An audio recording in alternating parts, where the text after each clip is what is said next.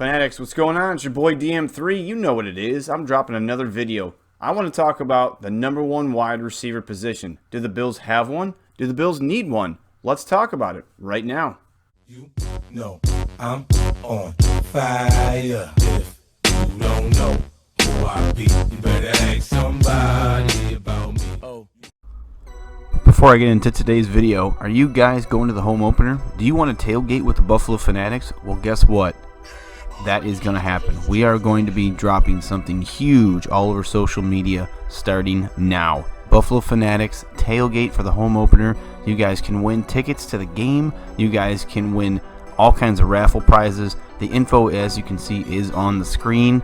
If you have any questions, check the link below to the Buffalo Fanatics website. Now, let's get into this video.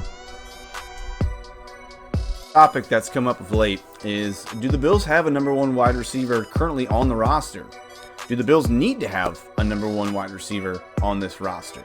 So there's four guys that are kind of the cream of the crop heading into training camp and then going into the 53-man roster in the regular season. And those guys are returning from last year's Zay Jones and Robert Foster, the new acquisitions in Cole Beasley and John Brown. Those four guys I think are locks to make the team. So those are the four guys that I think are going to be fighting for playing time, fighting for targets, and fighting for receptions ultimately. So before we get into that, let's take a step back and let's look at the NFL. Let's look at all 32 teams and kind of break down how many number one alpha males there are. You don't have to look far because each one of the 32 teams does not have an alpha male. You can make a case for some guys here and there, but the most consistent guys over the past few years, there's a handful, and I'd say it's under 10. You know, you have Julio Jones for the Atlanta Falcons. You have Antonio Brown for the Pittsburgh Steelers. You have DeAndre Hopkins for the Houston Texans. You have Mike Evans for the Tampa Bay Buccaneers. You can throw Adam Thielen in there if you want. You can throw OBJ in there if you want.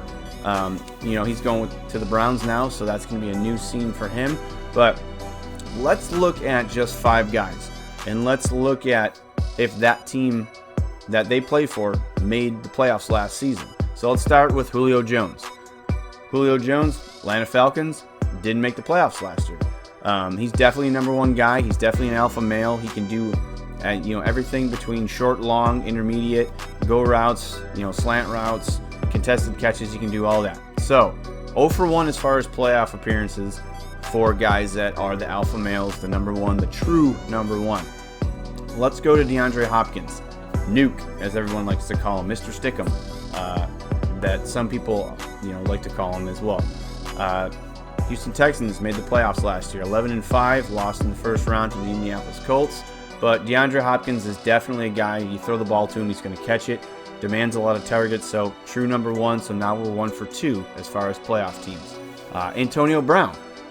Everybody in Buffalo is familiar with Antonio Brown. Say what you want about that whole situation, but Antonio Brown is an alpha male.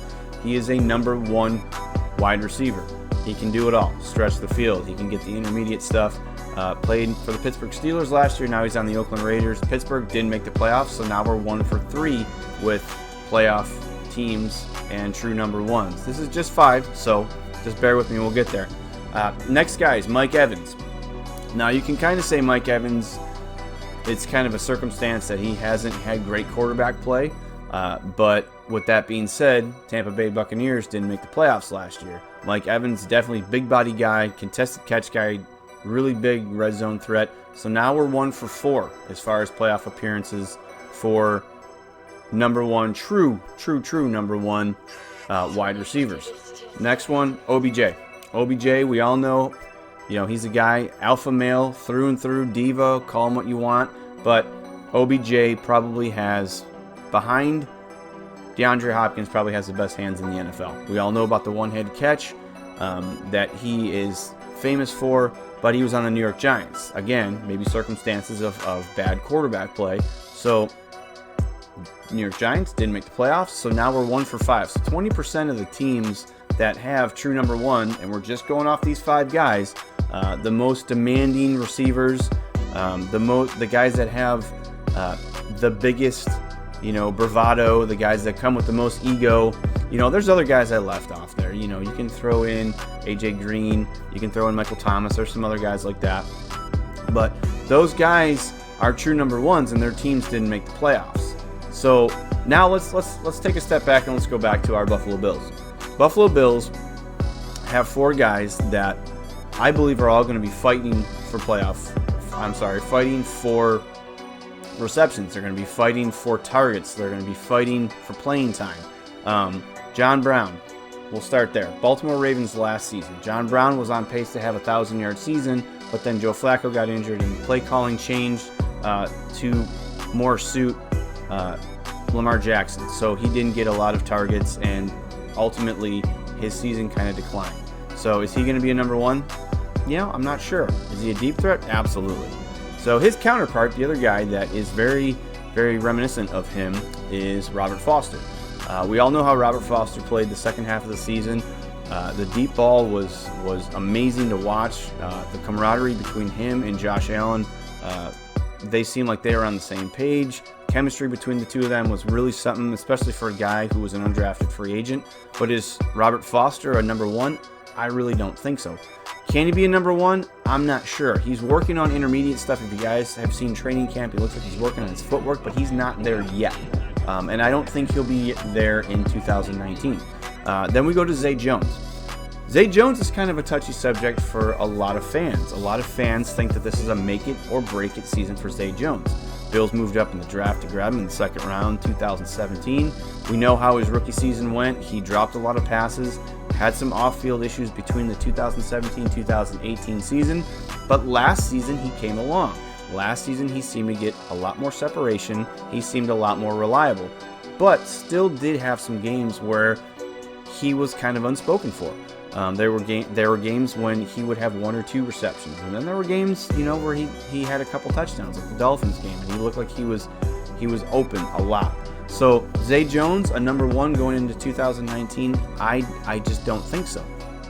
And then you have Cole Beasley. So we all know Cole Beasley, and we all know his history with the Dallas Cowboys. He was kind of upset. That's why he didn't re-sign with the Cowboys. He felt like he wasn't being used properly. To me, Cole Beasley is a really underestimated, undervalued slot receiver. I think Cole Beasley is one of the top 5 slot receivers in the NFL. He's a small guy, so he has to rely on speed and separation. And I think that will be a nice safety blanket for Josh Allen. I don't think it equates to him being a true number 1 receiver, because his role is to run the intermediate routes, get open on 3rd and shorts, 3rd and 6, 3rd and 7, what have you, and just kind of get open and be a safety blanket when the 1st and 2nd reads aren't available. Now, I'll reel it all back in, because I don't think the Buffalo Bills and the offense that's going to be put on the field by Brian Daboll needs a true number 1 receiver. I really don't. I think that the 4 guys we have can all play sufficient roles in this offense and make it work. I think that John Brown is a nice counterpart to have across the field from Robert Foster, because that will confuse some number 1, number 2 cornerbacks. I think that Cole Beasley is kind of a mismatch underneath, and I do think that Zay Jones can run the intermediate routes and also go long. So we have speed, we have depth, and these guys are just going to have to get open and get the ball. So let me know what you guys think. Do the Bills need a number 1? I really don't think they do. Do the Bills have a number 1? I don't think they do, but I think that this works out just fine. I think the way that Brandon Beane has structured this wide receiving core serves a purpose. It gives Josh Allen as many weapons as possible. If one of these guys gets injured, another one can step right in and take his place. So let me know what you think. Again, DM3, if you guys haven't subscribed to the Buffalo Fanatics YouTube channel, hit the little subscribe button down below. Hit that notification bell so you can get alerts when all of us go live. Myself, Rico, when there's pre-recorded videos, all that cool stuff. Make sure you give me a thumbs up because I like to see those. And if you're watching on Facebook, make sure you like, make sure you share, drop some comments. I'm always about talking to you guys. Love reading your comments. I love having good discussions. So either Facebook or YouTube, let's get some comments going. Let's get a good discussion going. I'm DM3. Hope you enjoyed the video. I'll see you guys on the next one.